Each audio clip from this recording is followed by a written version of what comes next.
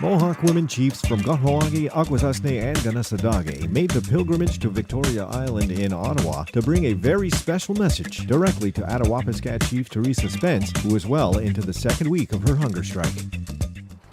Our message today is one of comfort and support for Chief Spence. We believe that this is essentially a woman's responsibility and a woman's issue to take care of the people of her community and to take care of the land. And I think that Native people have paid a considerable price in terms of the lands and resources that they sit upon, and people who have come there and Canadians who have come there who have reaped the riches of these communities cannot turn away at this point and not acknowledge that the people from the territories have to be seen to, they have to be taken care of.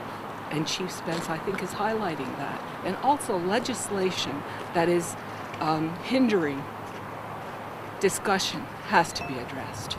Theresa Spence's action has really been an inspiring action to bring people together to say, we need to do something.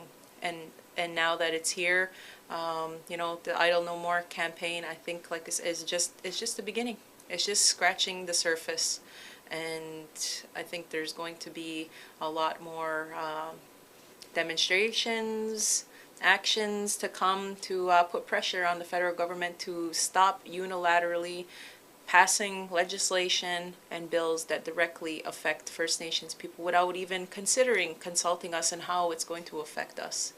When we met with Chief Spence, at first they had told us that she wasn't really going to be addressing us directly, that she was weak.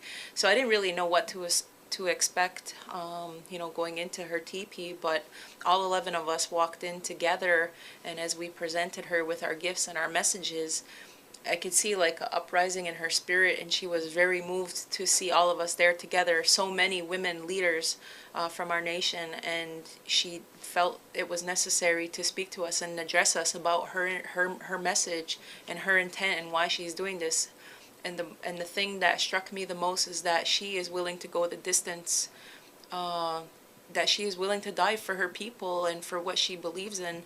And you don't really hear people talking like that anymore, that it's reinstilled this sense of, for First Nations, Indigenous people of this land and who have been through trials and tribulations just to ensure that we exist to today. It was just so inspiring, and hence why we see this campaign across the country and First Nations people saying, you know what, enough is enough. And we're here to stay, and don't forget that we were the first inhabitants of this land.